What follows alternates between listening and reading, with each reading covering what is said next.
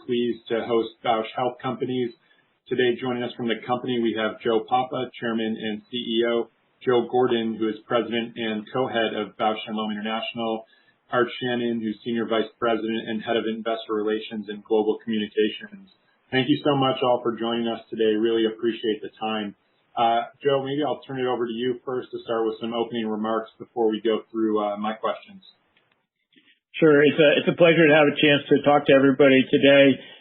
We've been undergoing a transformation of Bausch Health over the past 4 years, and we've put together a brand new team, brand new leadership team, and we've made great progress. We've now reported 9 consecutive quarters of organic growth. We've got a really strong eye health business with our Bausch & Lomb business driven by megatrends, which showed about 5% growth in 2019. A strong gastroenterology business of Salix, driven by our lead product, Xifaxan. Salix showed about 13% growth in 2019. And we've been doing it while still increasing our investment in research and development as we continue to build a business that we believe is sustainable, long-term growth, a durable business, a business that's global and diversified as we think about the future of Bausch Health. And importantly, we're launching new products that we think are going to be one of the important drivers for our future success. In 2020, we got off to a great start in the first quarter. We have now been working through the COVID-19 issues, and I'm delighted to say that the team has been very productive in working through COVID-19. Our supply chain is intact, running, and delighted to say that we're working through all the issues. Nonetheless, there are important issues that we continue to deal with in terms of the business, and happy to address any of those individually. But team's been a great interaction with our team and great work by our supply chain to ensure that we always have product available for our patients, for our customers and physicians, to make sure that we can help them as they help their patients. Let me stop there, Terrence, and turn it back to you for any questions.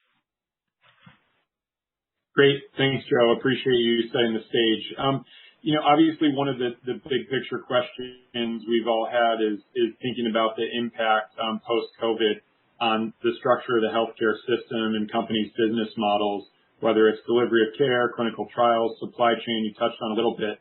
So maybe any preliminary perspective you could share on ways in which, as we emerge from COVID-19, your business or strategy could adopt or adapt? Sure. I think, first and foremost, the world is going to change as a result of COVID-19. We firmly believe that. One specific example, telehealth. We know that the physician billings, or at least a couple of the individual plans we've talked to, were less than 1% of them were going towards telehealth. That's prior to COVID. Now we see that they're up to about 15% telehealth billings by physicians. So clearly, how the physician's going to do business has changed. A good example of how we're reacting to that is we came forward with what we refer to as Dermatology.com, which is a way for us to interact with patients and physicians and make it easier to do business on our dermatology business for physicians. So it's a simple example of how the market is changing in telehealth and how we are getting prepared for that. Clearly, a second big change for us has been how we do our promotion to physicians. We have moved to a virtual promotion at this time, certainly during the last 6 to 8 weeks. We are now migrating back to what I would call more normalized operations, but this whole concept of virtual promotion, I had a chance to participate in a dermatology call just a couple of weeks ago with a physician, and it's a great way to have an interaction with a physician at all levels of the organization. There was a rep there, a district manager, and myself, all interacting with that important key opinion leader. So it's a good thing for the system that we can all learn to adapt to the programs at hand. Clearly, another obvious comment will be e-commerce and the importance of e-commerce.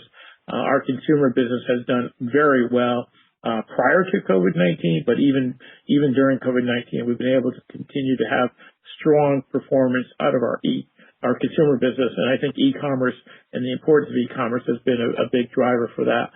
Probably finally, last thing I would say in terms of how it's changing Bausch Health is we clearly see ourselves as a player with critical mass in the healthcare space. We do every day, somewhere in the world, over 150 million patients utilize a Bausch healthcare product. So we wanted to make sure, as we thought about how can we help in the treatment of COVID-19. We may not have all the products, but we certainly donated an antiviral product. We have Virusol to help patients and evaluate it for COVID-19. We donated chloroquine, azithromycin. In China, one of the things that was happening is physicians were working very long hours and their glasses were fogging up because of the goggles they were wearing. So we donated a long-acting contact lens that people were able to use and give relief from the fogging up of their goggles. So those are the ways that we're trying to help improve the overall response to COVID-19, both how we see the trends of it, but also how we feel we can help. And finally, I'd say we've also tried to be very efficient with our own operating expense during this time period, as there's been certainly less travel required and available for us in the near term. Okay, great. Appreciate the color on all those fronts. I guess the other, topic everyone's focused on is now that we're into June and we're starting to see some states and countries reopen, just wondering how the operating environment is tracking relative to your expectations that you outlined on your first quarter call, and maybe speak to how this varies across geographies and end markets. Yeah, that's a great question. And when we did our first quarter results in May, we made comments about what we were seeing at the time.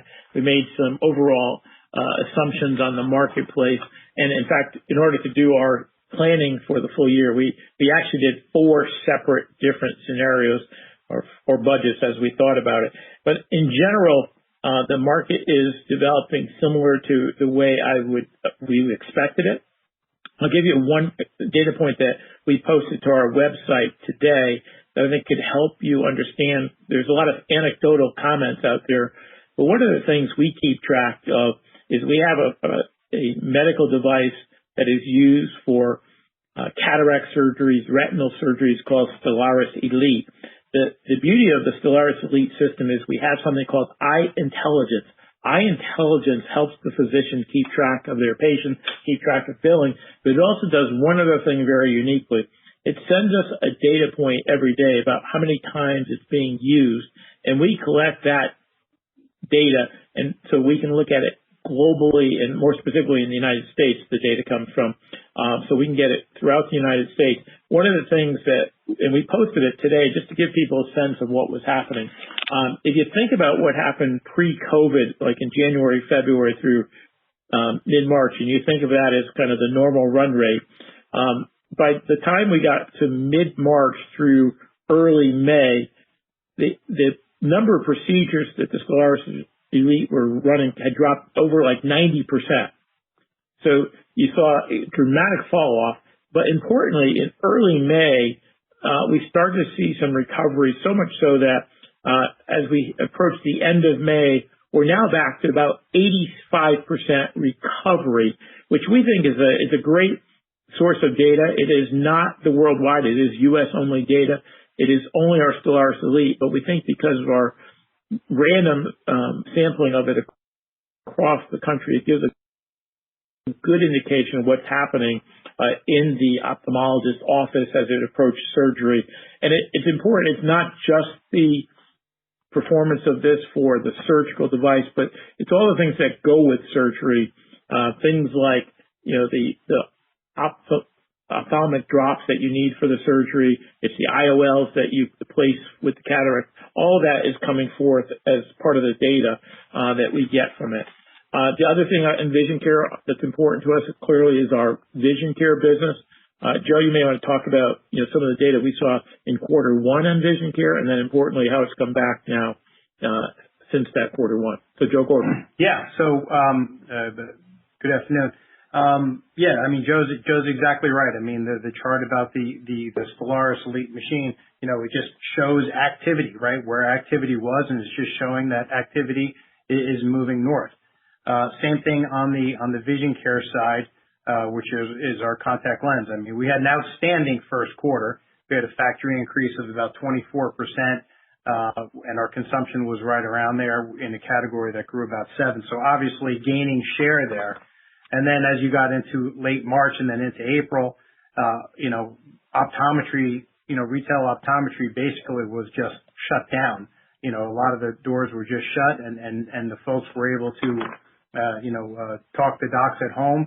Consumers were able to get contact lenses if they needed them, but obviously, that wasn't back to normalcy. And we saw a certain level on where the contact lens usage was.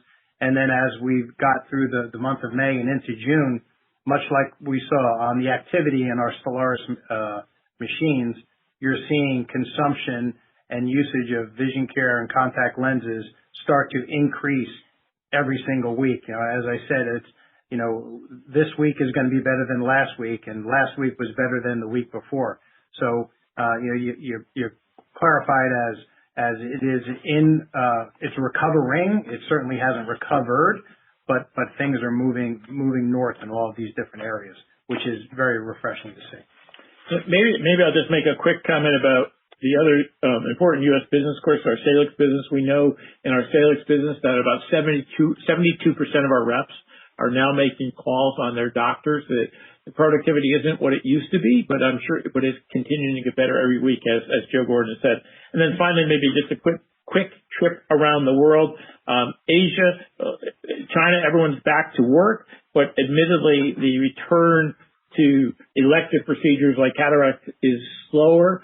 People are not shopping as much in retail outlets in China, but everyone is back to work. Our facilities in China are up and running. Singapore, Malaysia, Thailand still closed.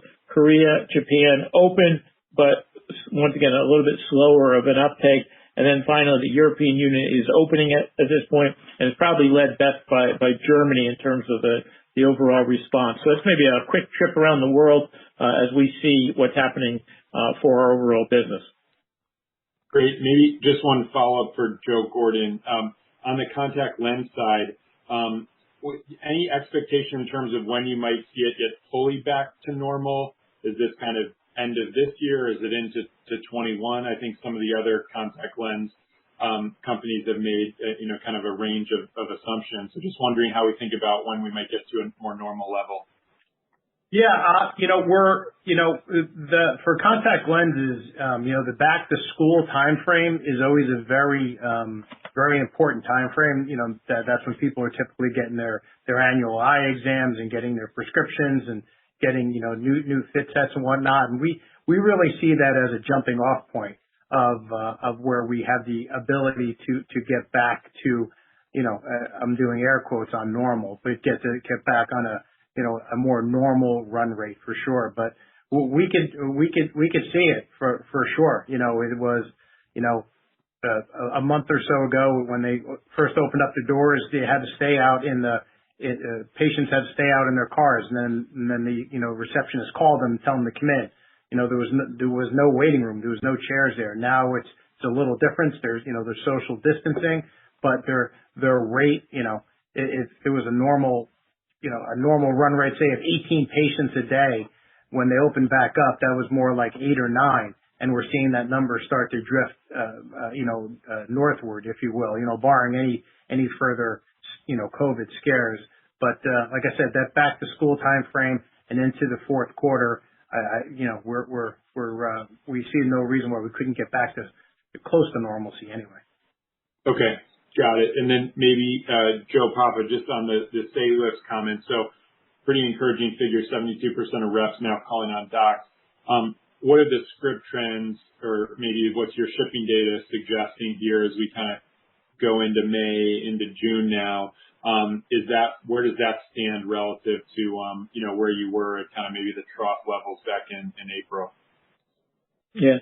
So I'm going to start with kind of a big picture and then get back to exactly the question. The big picture on Xifaxan, obviously a very important product to us, our largest product, is that if you look at 2020 year to date versus 2019 same time period, Xifaxan is flat.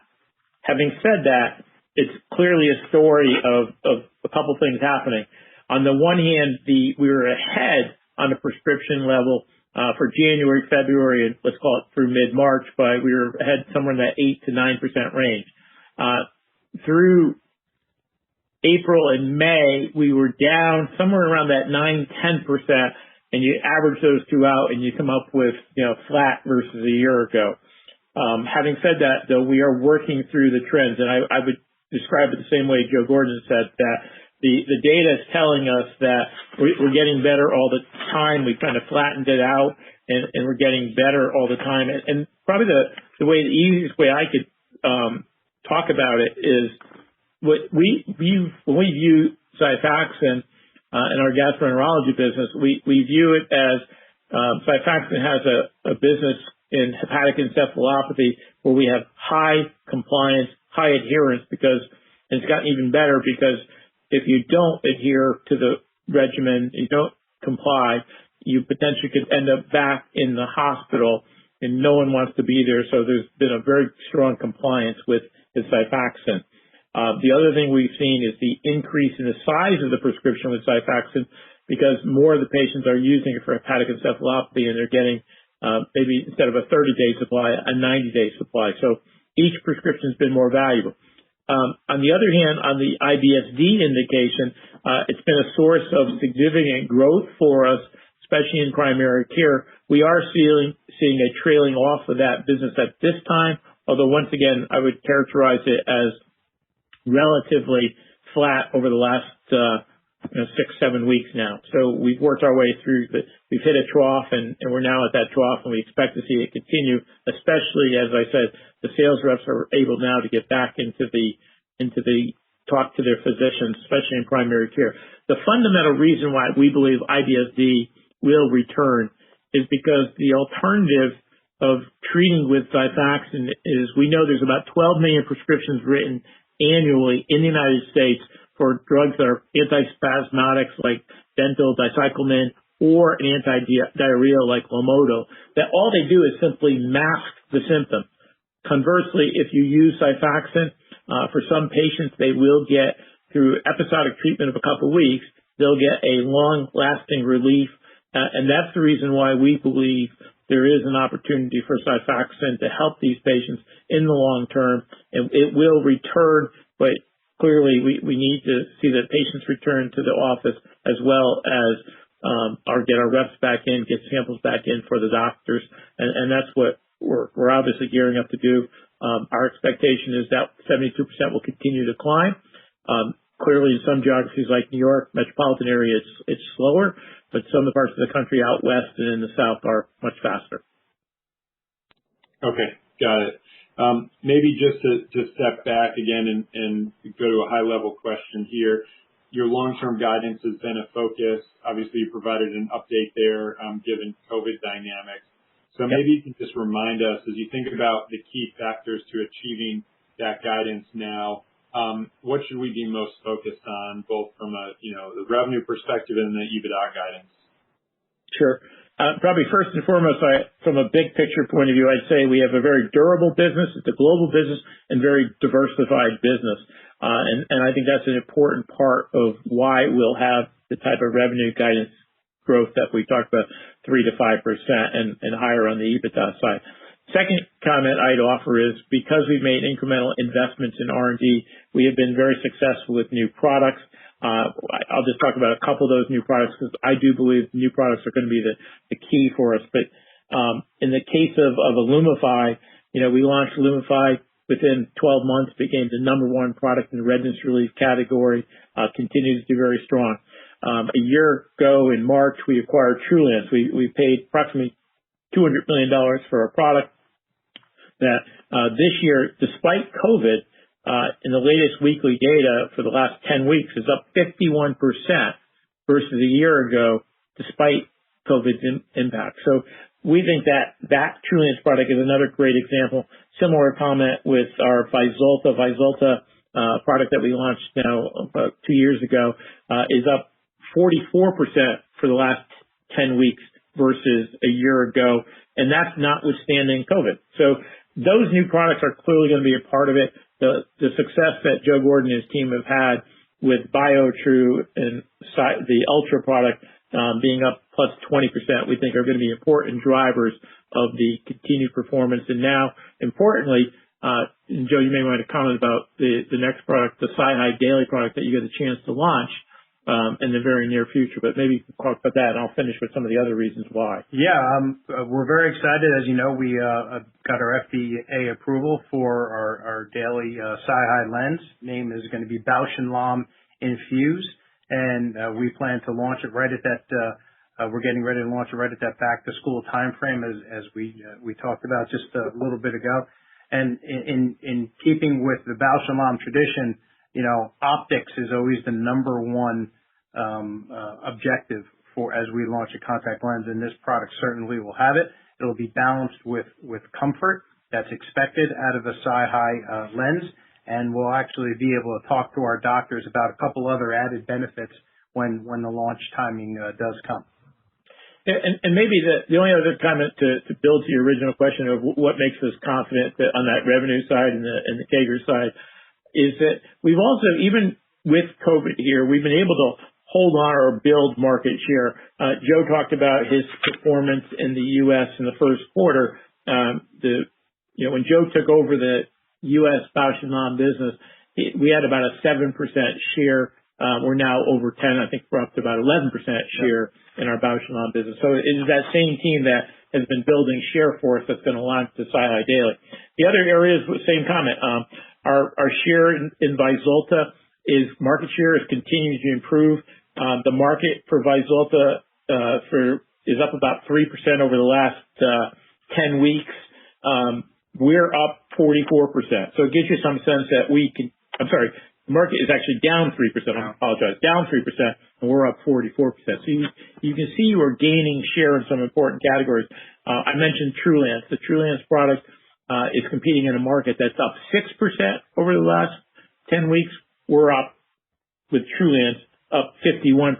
It gives you some sense that not only are we able to hold on to share, we're actually growing share in a couple of key categories that we think that's an important part of what will make us successful and allow us to hit these types of revenue CAGRs for the future. Great. And maybe the corollary is just on the margin side. So any segments where, you think maybe investors of the street are underappreciating kind of the margin profile of your business, or is COVID going to impact that at all in terms of maybe streamlining some things, given what we talked about at the beginning of the call? Yeah, I think there's two parts to this. I think one part of it is that as we launch these new products, they do have good margin structures, especially after we get through the initial launch phase, which we are doing now. But I think that's one part of it. The other important part that I haven't talked about, but I think it's important to raise, is that through the first 4 years, at least I've had a chance to be a part of Bausch Health, we've worked through approximately $1.2 billion, I believe $1.3 billion of product that lost exclusivity. As we've worked through the majority of that now, we're seeing a lot less of that in the next 2, 3, 4 years. Therefore, we won't have that headwind against us that we had the last 2 to 3 years. And I think that's going to be an important part of driving the margin structure that we have across our total business, because we won't be working through the important headwind of loss of exclusivity. And despite that fact, we showed 9 consecutive quarters of growth despite these headwinds that I've described from loss of exclusivity. I think that's the other important part of what to think about for our margin structure. Okay, got it. And maybe just for Joe Gordon, a follow-up on the SiHy dynamics. So you mentioned launching in the U.S. around kind of back-to-school timeframe. Anything that you can learn from the launch in Japan so far that you guys can leverage, and maybe any updates there in terms of kind of market share and what you're seeing over in Japan, and is there read across to the U.S.? Well, look, Tom Appio, who runs the business ex-US, he and I, obviously, work very closely together and share, some similarities. Although they are two different markets, they're marketed in a different way. But there are some of learnings there too. But we're gonna follow our success on our Ultra and our BioTrue on how we gain market share. As Joe said before, we had a 7 share or so back in the 2016, 2017. Went right by the 11% share mark, and we've got a goal to get this business to a 25 share here in the U.S. over a period of time. But the contact lens category in the U.S. is about $3 billion. About half of that right now is dailies and growing. And one of the biggest parts of that area that is growing is the SiHy. So we think this is a great time to launch, and we think we'll have some pretty good things to say about our product, about Infuse to the docs. Okay, got it. I guess, Joe, Joe Pava, the other big picture question, and, this kind of waxes and wanes depending on, I feel like, the week or the month, but on the potential to take strategic action regarding maybe a potential breakup. You've talked about, a disconnect in terms of valuation of your B&L segment versus some of the peer companies. We've talked about some of the new products that you guys are launching. You've outlined your, target of 25% share in the contact lens market. So maybe just an update on that front in terms of kind of, the valuation as you see it and the disconnect, and then any steps you can take to maybe unlock greater value there on the strategic side. Sure. So we essentially built a new team 4 years ago, and I think from day one that I got here and when Paul Harradine joined me as CFO, we've been looking at a couple things that we thought were important. First, how can we improve our business performance to show the organic growth that I commented about before, 9 consecutive quarters. I think B&L is now actually up to 14 quarters consecutive of organic growth. So those are all going in the right direction. The R&D increases that we've put forward, we were running R&D probably about 60% or 50, 60% higher than where it was 4 years ago to make sure that we'd have long-term growth and organic. And we divested.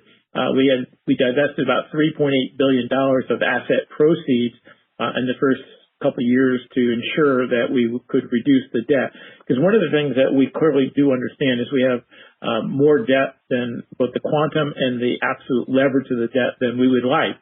And we've been working very diligently to pay down that debt.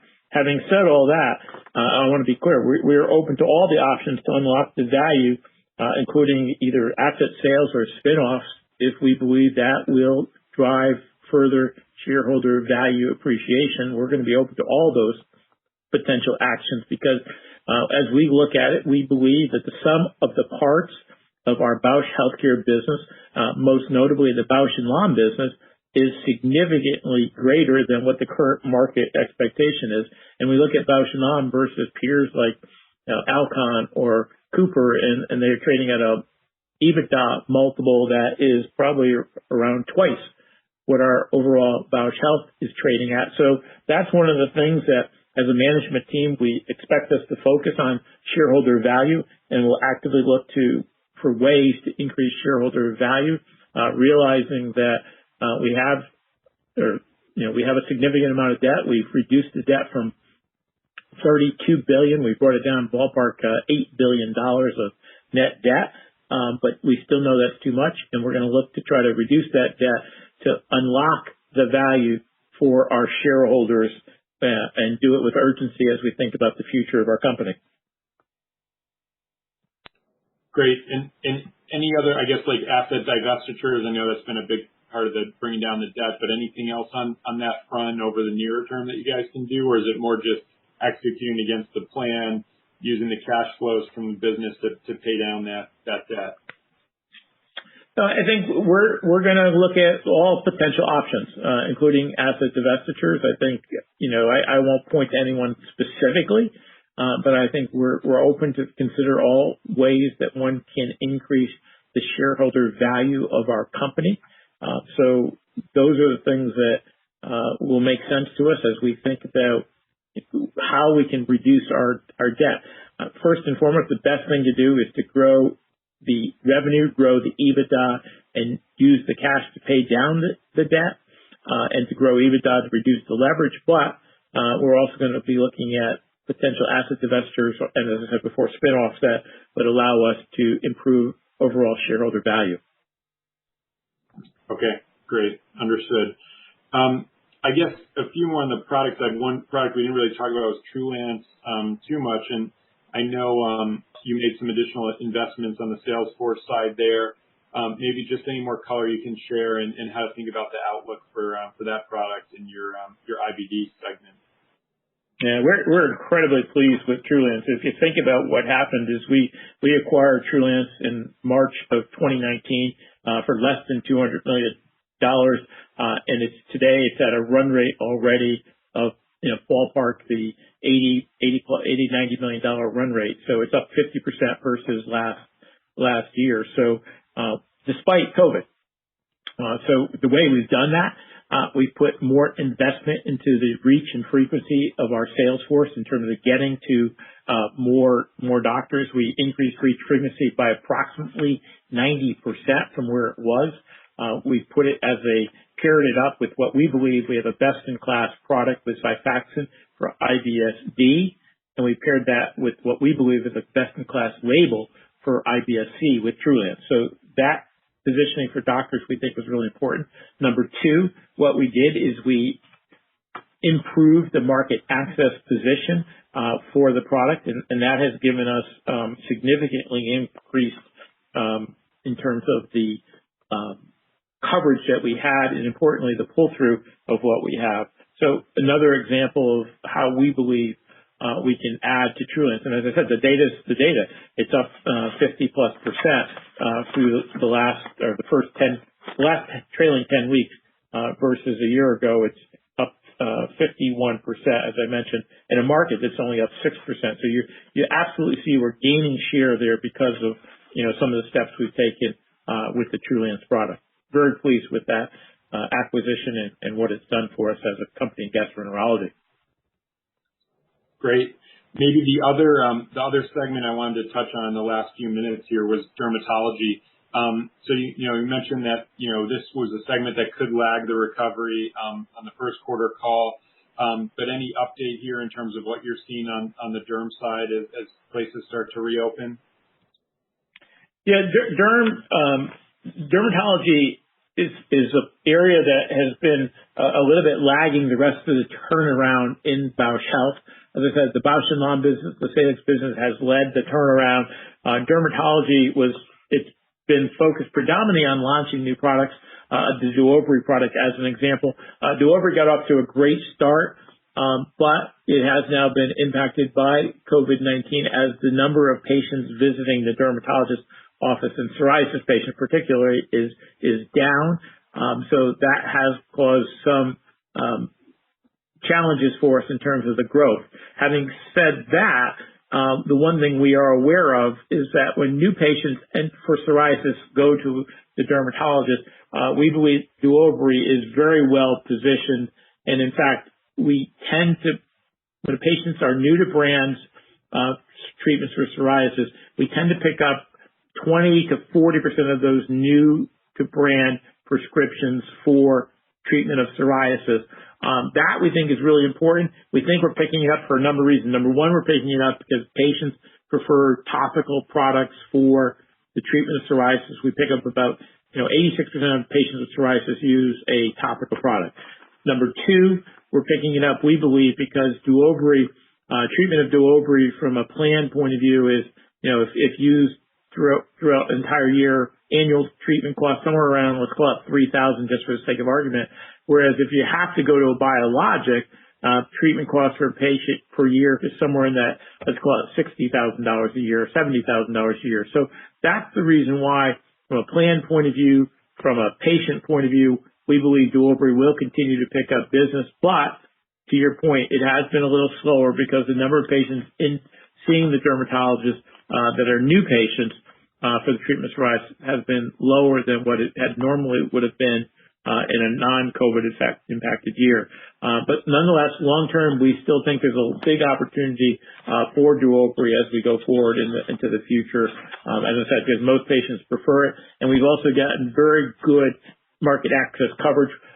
We reported when we first launched it, we had about 30% coverage for market access. Today, I'm delighted to say we have about 67% covered lives, and importantly, we're going to launch this product not only here in the United States, but around the world. And we hope to have good news to share on launches of Duovery and other geographies in the very near future. Great. And maybe do you have a similar statistic? I mean, you mentioned with Salix, somewhere around low 70% of reps have been calling on docs. Do you have the same stats for dermatology? I just wonder in terms of where the reopening is on the derm practice. Yeah, actually, we're actually about 79% of our reps making live calls in the dermatology space, 79%. So very similar type of numbers. Okay. Yeah, they're very similar across all the businesses, and obviously it varies by geography within the U.S. Right?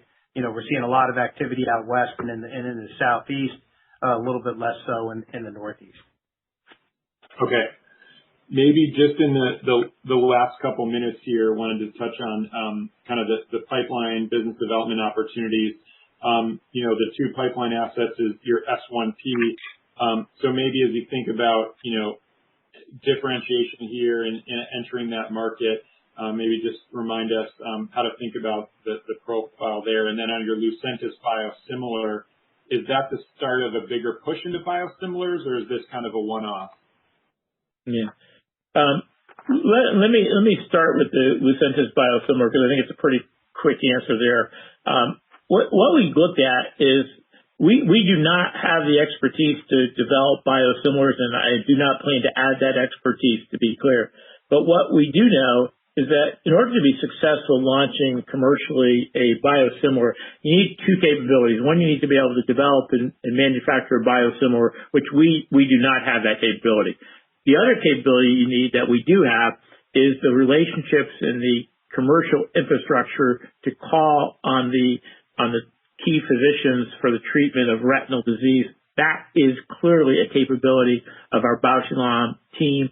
Therefore, as this opportunity came forward with STADA, we had a conversation with them about our capabilities, their capabilities, and we just felt we were natural partners to launch this product into the marketplace to be successful.